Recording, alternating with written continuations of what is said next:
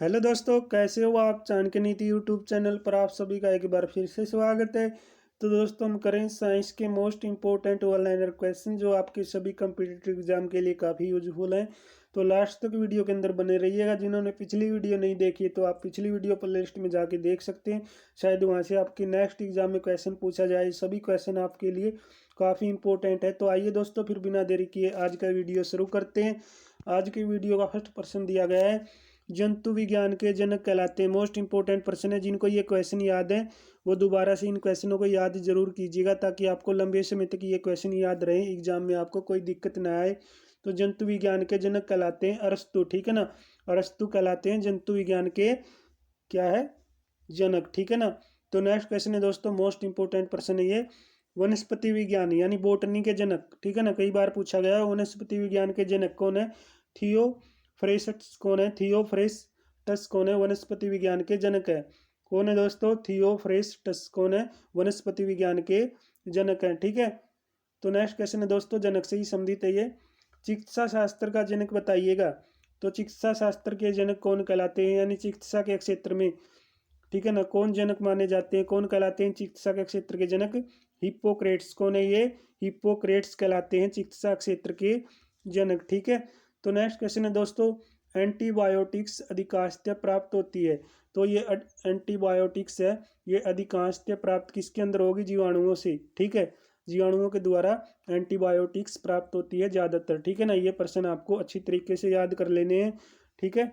तो नेक्स्ट आता है, यदि एक जीवाणु कोशिका प्रति 20 मिनटों में विभाजित होती है तो 2 घंटे में कितने जीवाणु तैयार करेगी वो, कितने जीवाणु बनेंगे, कितने जीवाणु बनेंगे, 64 जीवाणु बनेंगे, ठीक है ना। एक जीवाणु कोशिका अगर 20 मिनटों में क्या करती है, विभाजित हो जाती है, बंट जाती है, तो 2 घंटे में कितने जीवाणु बनेंगे, 64 जीवाणु, ठीक है ना, 64 जीवाणु बनेंगे।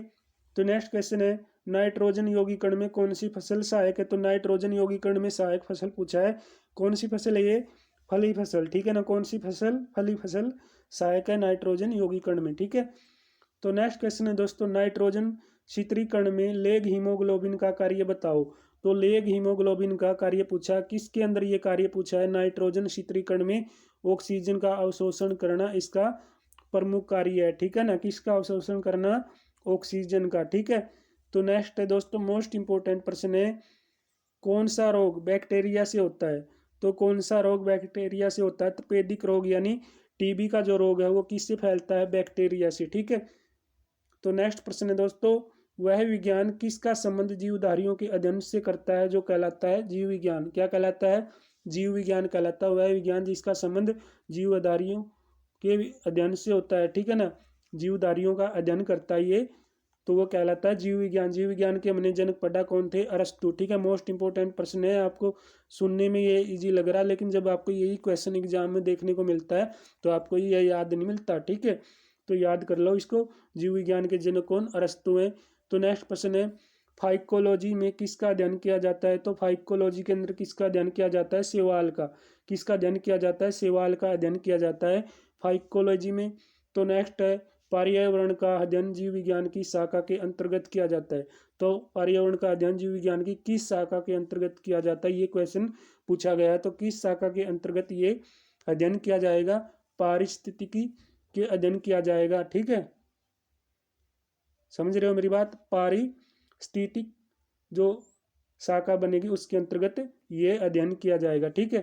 तो नेक्स्ट क्वेश्चन है, तपेदिक यानी जो टीबी उत्पन्न होती है, उत्पन्न करने वाला जीवाणु कौन सा रहेगा, ये माइकोबैक्टीरियम जीवाणु है जो तपेदिक यानी जो टीबी को उत्पन्न करेगा, ठीक है। कौन सा जीवाणु है, माइक्रो बैक्टीरियम, कौन सा, माइको बैक्टीरियम।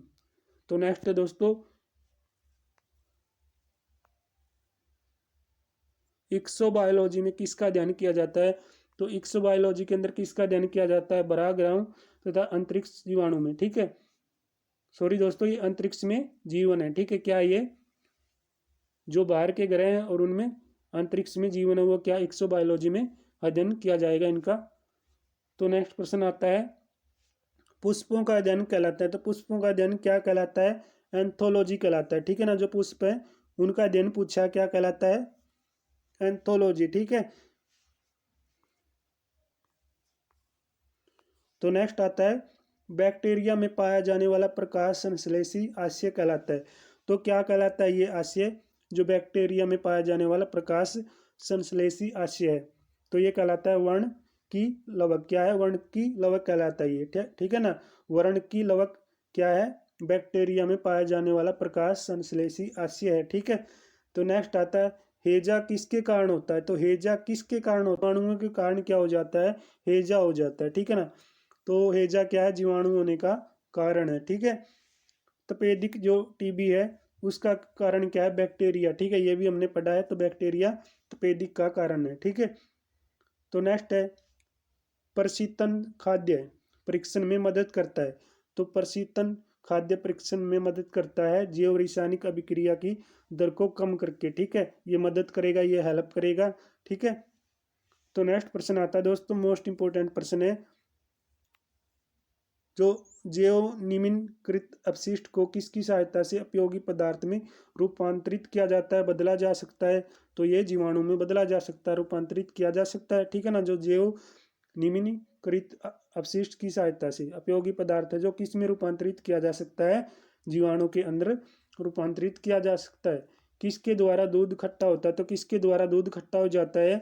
जीवाणुओं के द्वारा क्या हो जाता है? दूध खट्टा हो जाता है। दूध के दही के रूप में जमने का कारण पूछा गया, ये मोस्ट इंपोर्टेंट है, कई बार पूछा, ठीक है ना। लैक्टोबैसिलिस क्या है? लैक्टोबैसिलिस क्या है? दूध के दही के रूप में जमने का कारण है। और दूध का मीठा होने का कारण पिछली वीडियो में हमने किया था, कमेंट बॉक्स में जवाब दे दीजिएगा जिन्होंने पिछली वीडियो देखी है, ठीक है ना। जिन्होंने नहीं देखी है तो पिछली वीडियो आप देखकर जवाब दे दीजिएगा, दूध के मीठा होने का क्या कारण है, ठीक है। दूध के दही के रूप में जमने का कारण हमने पढ़ा लैक्टोबैसिलिस, ठीक है। तो नेक्स्ट प्रश्न है दोस्तों, IV द्वारा होने वाला रोग, IV द्वारा होने वाला रोग कौन सा है? तो यह है एडस, ठीक है। एडस है जो IV के द्वारा होने वाला रोग है। तो एडस है, जो एडस है ये वायरस क्या होता है, ये पूछा। एडस वायरस क्या होता है? एक सूची RNA, ठीक है ना, एक सूची RNA क्या है? एडस वायरस होता है, ठीक है। तो नेक्स्ट प्रश्न और देख लेते हैं, मोस्ट इंपोर्टेंट प्रश्न है सभी। कुछ रेगिस्तानी छिपकलियां अपने जो मल को शुष्क आकार में निष्कासित करती हैं, इसे किस प्रकार की मदद मिलती है? तो जो रेगिस्तानी छिपकलियां होती हैं वो अपने क्या करती है? मल को शुष्क आकार में क्या कर देती है? निष्कासित करती है। तो किस प्रकार की उन्हें हेल्प मिलती है? तो उन्हें मिलती है जीवों का पर्यावरण के अनुसार अनुकूलन। क्या है? जीवों का पर्यावरण के अनुसार अनुकूलन, ठीक है। तो नेक्स्ट है दोस्तों डायनासोर, ठीक है। डायनासोर थे, क्या थे ये?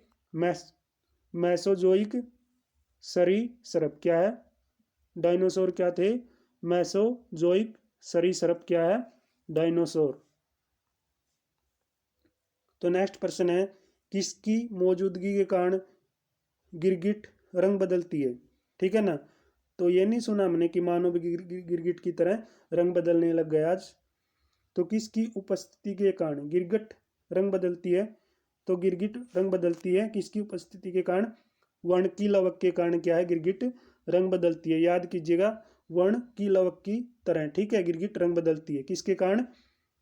वर्ण की लवक की के कारण, ठीक है। वर्ण की लवक के कारण क्या है? गिरगिट रंग बदलता है। तो नेक्स्ट प्रश्न है, पृथ्वी पर विशालतम जीवित पक्षी बताओ। तो पृथ्वी पर सबसे विशाल पक्षी कौन सा है, ठीक है, जो जीवित है? क्या है? शुतुरमुर्ग, ठीक है। जो शुतुरमुर्ग है वो क्या है? सबसे विशालतम पक्षी है, ठीक है। तो नेक्स्ट आता है डुगोंग नामक समुद्री जीव जो कि विलोपन की कगार पर है, क्या है वो? स्तनधारी, ठीक है, स्तनधारी है ये। तो नेक्स्ट आता है न्यूजीलैंड में पाया जाने वाला, ये है उडियन पक्षी, ठीक है। कौन सा ये? कीवी। कौन सा पक्षी है? कीवी पक्षी है, ठीक है।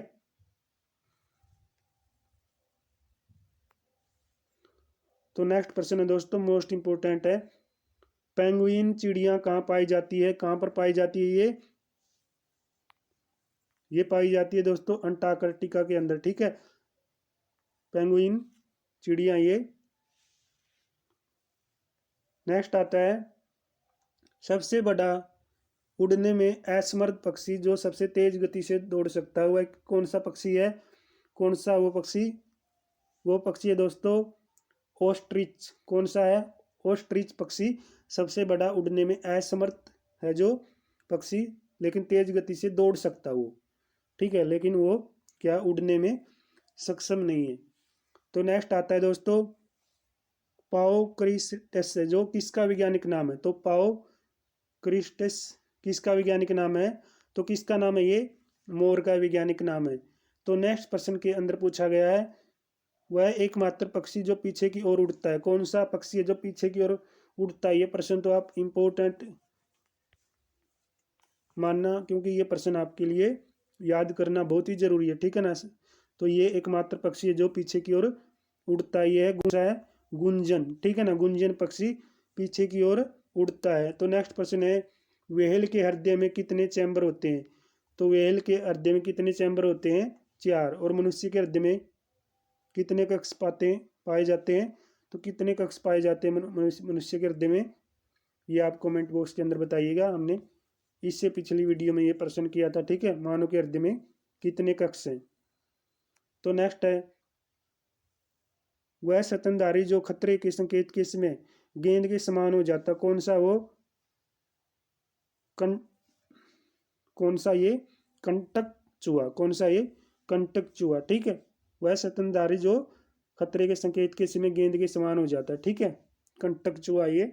तो नेक्स्ट है स्तनपायी के उत्सर्जनीय उत्पाद मूत्र में अधिकता पाया जाता है, क्या पाया जाता है ये? यूरियक, ठीक है ना, यूरिया पाया जाता है, यूरियक अम्ल पाया जाता है स्तनपायी के उत्सर्जनीय उत्पाद मूत्र में, ठीक है ना। अधिकता किसकी पाई जाती है? यूरियक अम्ल की। तो नेक्स्ट है हरित, तो ये हरित ग्रंथियां संबंधित किससे रहेंगी? उत्सर्जन से। उत्सर्जन से संबंधित है ये हरित ग्रंथियां, ठीक है। तो नेक्स्ट आता है दोस्तों मोस्ट इंपोर्टेंट प्रश्न है यह है कुटक। कुटक यानी कील किस में नहीं पाया जाता? तो किसके अंदर कील नहीं पाया जाता है? किसके अंदर ये नहीं पाया जाता? बत्तख के अंदर, ठीक है। कुटक किस में नहीं पाया जाता? कील किसके अंदर नहीं पाया जाता? बत्तख। तो नेक्स्ट आता है डायनोसोर्स थे, क्या थे ये? सरीसृप जो क्या हो गए? लुप्त हो गए, जो खत्म हो गए बिल्कुल, डायनोसोर्स, ठीक है। तो जिन्होंने अभी डायनासोर देखा वो कमेंट बॉक्स के अंदर जरूर बताइएगा, ठीक है ना। ये प्रजाति क्या है? बिल्कुल लुप्त हो चुकी है। तो रक्त में प्रतिसंगतक पदार्थ कौन सा है? तो कौन सा ये है एपेरियन। कौन सा है? एपेरियन रक्त में प्रतिसंगतक पदार्थ है, ठीक है ना। तो नेक्स्ट आता है ओक्रियो पेटिरिक्स, क्या नाम है ये? ओक्रियो यानी ओक्रियोपेट्रिक्स किन वर्गों के प्राणियों के बीच को क्या बनाता है? योजक कड़ी है। यानी जो ओक्रियोपेट्रिक्स है वो किन वर्गों के प्राणियों के बीच की योजक कड़ी के रूप में कार्य करता है? सरीसृप व पक्षी के रूप में क्या है? योजक के रूप में ये कड़ी का काम करता है, ठीक है। एक योजक कड़ी का काम करेगा ये। तो नेक्स्ट आता है किस समूह के जीवों का डूबने से हुई मृत्यु का पता लगाने में महत्व है? तो यह है डायटम, ठीक है, डायटम। किस समूह के जीवों का डूबने से हुई मृत्यु का पता लगाने में महत्व है? डायटम। तो नेक्स्ट आता है मैमथ पूर्वज हैं किसके? हाथी के। मैमथ पूर्वज किसके हैं? हाथी के, एलिफेंट के पूर्वज हैं ये। तो नेक्स्ट है फिरोमोन्स पाए जाते हैं, कीटों के अंदर फिरोमोन्स पाए जाते हैं। तो नेक्स्ट है भारत में सबसे बड़ी मछली बताओ। व्हेल शार्क क्या है भारत की सबसे बड़ी मछली है? तो नेक्स्ट है प्राइमेंटो में आधुनिक मानव का निकटतम संबंधी, ठीक है ना। तो निकटतम संबंधी कौन है? गोरिल्ला, ठीक है ना, गोरिल्ला। तो नेक्स्ट है पांडा भी उसी कुल का है जिसका क्या है? भालू है। भालू की प्रजाति है क्या है? पांडा, ठीक है। पांडा भी उसी कुल का आता है, उसी पीढ़ी का आता है जिसका भालू है, ठीक है ना, जिस पीढ़ी का भालू है। तो नेक्स्ट है अधिकांश कीट श्वसन कैसे करते हैं? यानी जो अधिकांश कीट है वो सांस कैसे लेते हैं? कैसे लेते हैं? ये वातक तंत्र से श्वसन करते हैं, सांस लेते हैं, ठीक है। तो दोस्तों नेक्स्ट क्वेश्चन और कर लेते हैं। मोस्ट इंपॉर्टेंट प्रश्न है, थोड़ा लंबा वीडियो हो सकता है, लेकिन लंबा वीडियो भी आप ज़रूर देखिएगा क्योंकि सभी क्वेश्चन आपके लिए काफ़ी यूजफुल हैं, ठीक है ना। अगर आपको वीडियो के अंदर कुछ मिस्टेक लगती है तो आप कमेंट बॉक्स के अंदर ज़रूर बताइएगा। हम नेक्स्ट वीडियो में, या वीडियो तुरंत ख़त्म होती है आपको तुरंत रिप्लाई करेंगे। तो माता पिता के गुण उनकी स्थानों में किसके द्वारा स्थानांतरित होते हैं? तो माता पिता के गुण उनकी स्थानों में किसके द्वारा स्थानांतरित यानी जाते हैं? तो किसके द्वारा जाते हैं? गुणसूत्र के द्वारा। किसके द्वारा? गुणसूत्र के द्वारा ये माता पिता के गुण हैं जो उनकी स्थानों में चले जाते हैं। तो नेक्स्ट क्वेश्चन है, पुरुष में पुरुष तत्व के लिए कौन सी गुणसूत्रीय संयोजन उत्तरदायी है? एक्स वाई, ठीक है, एक्स वाई उत्तरदायी है, बहुत ही जरूरी है। तो नेक्स्ट है, एक सामान्य मानव शरीर की कोशिका में गुणसूत्रों की संख्या कितनी होती है? तो गुणसूत्रों की संख्या कई बार पूछा जाता है, ठीक है ना। तो गुणसूत्रों की संख्या कितनी है? कितनी है ये? 46, ठीक है ना, यानी 46 गुणसूत्रों की संख्या है। तो नेक्स्ट है, मनुष्य में नर का गुणसूत्र। तो मनुष्य में नर का गुणसूत्र क्या है? सहमिश्रण पूछा इसने, सहमिश्रण होता है एक्स वाई, ठीक है ना। तो मनुष्य में नर का गुणसूत्र सहमिश्रण होता है एक्स वाई, ठीक है। तो नेक्स्ट प्रश्न है, बच्चों के लिंग निर्धारण के लिए उत्तरदायी क्रोमोसोम होता है पिता का। किसका? पिता का क्रोमोसोम होता है। किसका होता है? पिता का। तो नेक्स्ट प्रश्न आता है दोस्तों, मोस्ट इंपोर्टेंट है ये, मनुष्य में कौन से क्रोमोसोम के मिलने से बालक का जन्म होता है? पुरुष का तो होना चाहिए दोस्तों वाई, और स्त्री का क्या होना चाहिए? एक्स, ठीक है। कौन सा क्रोमोसोम मिलने से बालक पैदा होगा? अगर पुरुष का क्या हो गया वाई और स्त्री का हो गया एक्स, तो क्या हो जाएगा?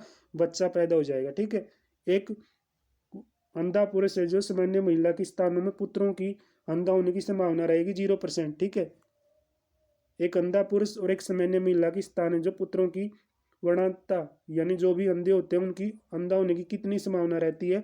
0%, ठीक है ना, कोई संभावना नहीं रहती। तो नेक्स्ट क्वेश्चन है, शिशु का जो पितृत्व स्थापित करने के लिए किस तकनीक का प्रयोग किया गया? DNA finger printing. किसका? डीएनए फिंगर प्रिंटिंग का प्रयोग किया गया शिशु का पितृत्व स्थापित करने के लिए, ठीक है ना। तो नेक्स्ट आता है, जीन शब्द किसने बनाया था? ये जी मेंडल, ठीक है। तो जी मेंडल ने क्या बनाया? जीन शब्द को बनाया है। तो नेक्स्ट है, एक अंधा व्यक्ति है जो लाल रंग दिखाई देगा उसको हरा देगा, ठीक है। अंधे व्यक्ति को लाल रंग कैसा दिखाई देता है? हरा दिखाई देता है। तो नेक्स्ट है, एक अंधा पुरुष एक सामान्य महिला से शादी करता है तो अंधा के लक्षण, जो अंधा होता है उसके लक्षण उत्पन्न होंगे उसके क्या है? पुत्रियों के पुत्रों में, ठीक है ना, जो भी उसको पुत्रियां होंगी उसके पुत्रों में वो अंधा होने के लक्षण दिखाई देंगे, ठीक है ना। ये बात आप सीखिएगा, ठीक है ना। मोस्ट इंपोर्टेंट क्वेश्चन है ये, मोस्ट इंपोर्टेंट पॉइंट निकला ये, ठीक है ना। एक अंधा पुरुष से जो एक सामान्य महिला से शादी करता है तो उसका अंधा होने के लक्षण है जो किसके अंदर पैदा हो जाएंगे? पुत्रियों के पुत्रों में वो लक्षण पैदा हो जाएंगे, ठीक है। तो नेक्स्ट आता है, गुणसूत्र में होते हैं, तो गुणसूत्र में होते हैं डीएनए और प्रोटीन। डीएनए और प्रोटीन क्या है? गुणसूत्र में होते हैं। तो नेक्स्ट है, डीएनए उंगली छाप का प्रयोग किसकी पहचान के लिए किया जाता है? बलात्कारी, माता पिता और चोर के लिए क्या है? डीएनए उंगली छाप का प्रयोग किया जाता है, ठीक है ना। डीएनए उंगली छाप का प्रयोग किसकी पहचान करने के लिए किया जाता है? एक बलात्कारी का पता लगाने के लिए, माता पिता का पता लगाने के लिए और चोर का पता लगाने के लिए, ठीक है। डीएनए उंगली छाप का प्रयोग किया जाता है, ठीक है। तो नेक्स्ट आता है, जेनेटिक्स किसका अध्ययन है? तो जेनेटिक्स किसका अध्ययन है? किसका अध्ययन है? ये आनुवंशिकता और विचरण का ये अध्ययन रहेगा, जेनेटिक्स, ठीक है। तो नेक्स्ट प्रश्न है दोस्तों, मोस्ट इंपोर्टेंट प्रश्न है, संसार में किस जीव की संख्या सर्वाधिक है? तो विश्व के अंदर सबसे ज्यादा कौन सा जीव पाया जाता है? मछली विश्व के अंदर सबसे ज्यादा पाया जाने वाला क्या है? जीव है, ठीक है। तो सबसे विषैली मछली पूछा इसने, ठीक है, यानी सबसे जहरीली मछली कौन सी है? पाषाण मछली, ठीक है। पाषाण मछली सबसे जहरीली है। तो नेक्स्ट है दोस्तों, मच्छरों के नियंत्रण हेतु प्रयोग होने वाली कीटभक्षी मछली है, कौन सी है ये? गैम्बूसिया। कौन सी है? गैम्बूसिया मछली क्या है? कीटभक्षी मछली है। क्या? जो मच्छरों के नियंत्रण हेतु प्रयोग होने वाली मछली, ठीक है। क्या? जो मच्छरों को नियंत्रण में रखती है, ठीक है। नहीं, गैम्बूसिया मछली कीटभक्षी मछली है ये। तो नेक्स्ट आता है दोस्तों, जल से बाहर निकाले जाने पर मछलियां मर जाती है क्योंकि वो श्वास नहीं ले सकती। ठीक है ना, वो क्या है, श्वास मतलब वो सांस नहीं ले सकती। ठीक है, वो सांस नहीं ले सकती क्या, जो जल से बाहर निकाली गई मछलियां, तो वो क्या हो जाएगी, मर जाएंगी। तो नेक्स्ट आता है, सारक मछली में कितनी हड्डियां होती है। ठीक है ना, तो सारक मछली में एक भी हड्डी नहीं होती, 0 हड्डियां होती है। तो नेक्स्ट है एम्फीबिया, यानी जो एम्फीबिया है वो बनाता है जल एवं स्थल दोनों पर रह सकने वाले पशुओं को।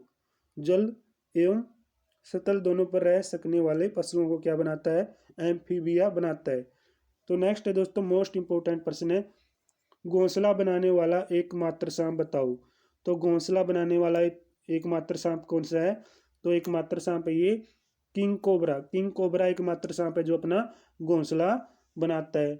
तो नेक्स्ट क्वेश्चन है, आज का अंतिम प्रश्न है, तो पहला कैलोन पशु डोली कौन सा पशु था, तो ये भेड़ थी। ठीक है ना, क्या पहला क्लोन पशु जो डोली कौन सा पशु है, तो भेड़। तो मोस्ट इंपोर्टेंट क्वेश्चन आज की वीडियो के अंदर भी डिस्कस किए।